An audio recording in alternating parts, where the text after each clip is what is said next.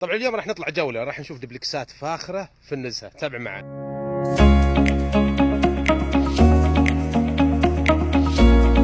واجهة مودرن وجميلة، وعندك ارتداد جانبي، إضاءة جانبية، وعندك ارتداد أمامي، وعندك نوافذ كبيرة، وأول ما تدخل عندك تكسيات خشبية عطية جمالية في المكان. وشوف التوزيع، وعندك الأبواب واصلة للأسقف، إضافة جدا جميلة.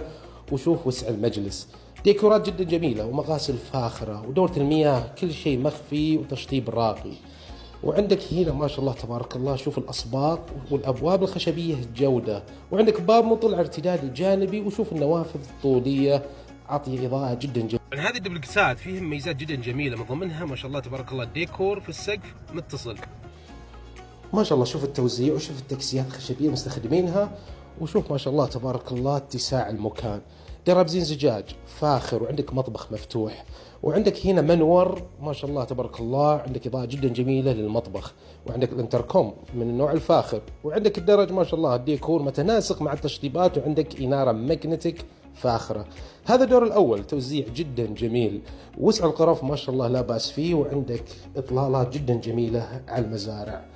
الجميل برضو هنا عندنا تشطيبات راقية بدورة المياه، وكل شيء عندك مخفي، وشوف اتساع الغرف.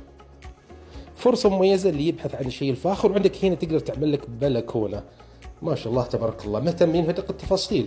وعندك هنا ما شاء الله شايف الدرابزين، طبعا عندنا الآن الملحق، وعندنا ما شاء الله تبارك الله، وعندك هنا باب سحب يعطيك إطلالة جدا جميلة للغرف الموجودة في الملحق.